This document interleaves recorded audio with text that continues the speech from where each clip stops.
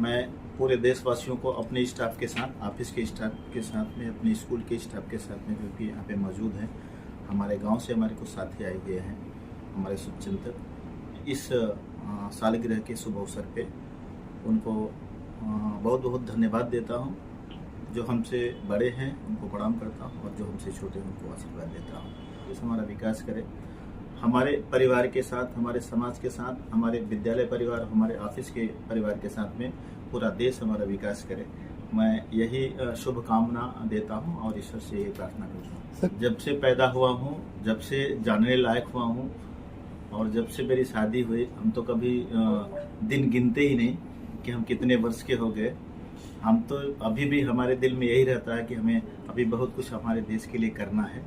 तो हम कभी भी दिन गिने नहीं हैं कि हमारी शादी का सालगिरह का दिन कितना, शादी होके कितना दिन हुआ, मेरे बच्चे कितने वर्ष के हो गए या मैं कितने वर्ष का हो गया, ये मैं बताना भी नहीं चाहता हूँ और बताना भी नहीं चाहिए। हमारा लक्ष्य है कि जब तक हम देश के लिए, अपने देश को, जिस तरह से मुझे लगता है कि भले हमारा देश आज़ाद हुआ है, लेकिन हमें ऐसा महसूस होता है कि अभी भी हमारा देश भले अंग्रेजों की चंगुल से छूटा है, लेकिन हमारा देश आज भी गुलाम है, गुलामी की जंजीर से जकड़ा हुआ है। क्योंकि हमारा जो सपना था, जो हमारे महापुरुषों का सपना था कि हम पूरे देश को लोगों को एक समान देखना चाहते हैं, वो हमको दिखाई नहीं देता। तो मैं तो चाहता हूँ कि हम तब तक रहें इस देश में, इस देश की सेवा तब तक करें जब तक कि हम ये देख न लें, हमें महसूस न हो कि हमारा देश आज़ाद। मैं इस समय राष्ट्रीय अध्यक्ष हूँ समाज विकास क्रांति पार्टी का, साथ में SBKP जिसको कहते हैं। हमारा रजिस्ट्रेशन हो चुका है और कुछ ही दिन में सर्टिफिकेट आ जाएगा। मुझे इसकी ज़रूरत इसलिए पड़ी कि मैं पहले बहुजन समाज पार्टी में मैं पूरे महाराष्ट्र का इंचार्ज रहा, प्रभारी रहा। मैं 2 बार मेंबर ऑफ पार्लियामेंट चुनाव लड़ चुका हूँ बहुजन समाज पार्टी की तरफ से।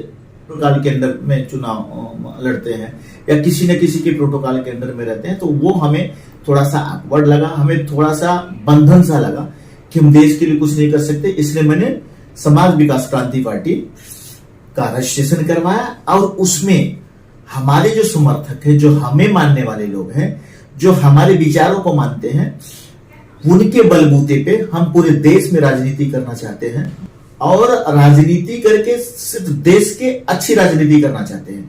राजनीति करके हम सत्ता हासिल करना चाहते हैं। जो बाबा साहब अम्बेडकर ने ये हमारे देश का संविधान बनाया था, उस संविधान के मुताबिक, उस बायलात के मुताबिक हमारा देश चले। ये सब लगा कि नहीं, कहीं न कहीं हमें पार्टी के बनाने की जरूरत है। इसलिए हम पार्टी बना के देश की सत्ता अपने हाथ में हासिल करना चाहते हैं और देश के लिए विकास करना चाहते हैं, देश की बात करना चाहते हैं। 24 का जो चुनाव होने जा रहा है अभी, उसके पहले भी हो सकता है कि महानगर पालिका के चुनाव मुंबई में हो जाए, ऐसा भी संभव है। उस पे भी तो मैं तो कह रहा हूं कि यहीं से मैं शुरुआत करूंगा। जहां तक मेरा ऐसा तजुर्बा है कि मैं शुरुआत यहीं से कर लूंगा और मैं कारपोरेशन में भी शिरकत करूंगा और मैं कारपोरेशन का जो भी महापौर बनेगा बिना मेरे समर्थन का नहीं बनेगा, ऐसा मैं चैलेंज करता हूं। क्योंकि उत्तर भारतीय बेस है, 40% उत्तर भारतीय है। मैं 1/3 तो लेके जाऊंगा यहाँ से सीटें, जो कारपोरेशन की सीटें हैं, और यहीं से शुरुआत करूंगा। शिरकत जब करूंगा तो कारपोरेशन का मेरा चैलेंज है कि महापौर कोई भी बनाए, लेकिन बिना मेरे सहमति के, बिना मेरे समर्थन का कोई नहीं बना सकता। ये मेरा चैलेंज है। यही तो मेरा पूरा भरोसा है कि कुछ न कुछ सीटें मैं असेंबली की भी लेके आऊंगा 2024 के पहले। 2024 के पहले कुछ सीटें अगर मैं जिता के लेके आता हूं तो मैं 2024 में, मेरा चैलेंज है कि जो इस बार का चुनाव होगा, 2014 और 2019 का जो चुनाव रहा, भारतीय जनता पार्टी को 2014 में लोगों ने धर्म के नाम से और जो भी है राष्ट्र के नाम से उन्होंने दिया है, समर्थन दिया है, लेकिन वो आज दौर नहीं है। 2019 में आपने देखा होगा सीटें उनकी कम हुई थी, और बहुमत में थी लेकिन सीटें कम हुई थी, वोट परसेंटेज उनके कम हुए थे 2014 की अपेक्षा। जो 2014 में उनकी लहर थी एक धर्म के नाम पे, परम कर्तव्य है, लेकिन हम देश का विकास कैसे हो, भारतवर्ष पूरे वर्ल्ड में एक नंबर कैसे आए, भारतवर्ष के जो आज विदेशों के कर्ज है वो कर्ज नहीं रहने चाहिए। भारतवर्ष में जो महापुरुषों ने अपने जान की बाजी लगा के अपने देश को आजाद किया था, अंग्रेजों के चंगुल से छुड़ाया था, तो उनका सपना था उन महापुरुषों का कि अमीरी और गरीबी को हटाया जाए। तो हम एक बराबर अपने देश को कैसे देख सकते हैं, अपने देश का विकास कैसे होगा, इन मुद्दों को लेकर हम चुनाव मैदान में उतरेंगे। और 2024 में मैं दावे के साथ कह रहा हूं कि वह वो जमाना 2019 और 2014 का नहीं है।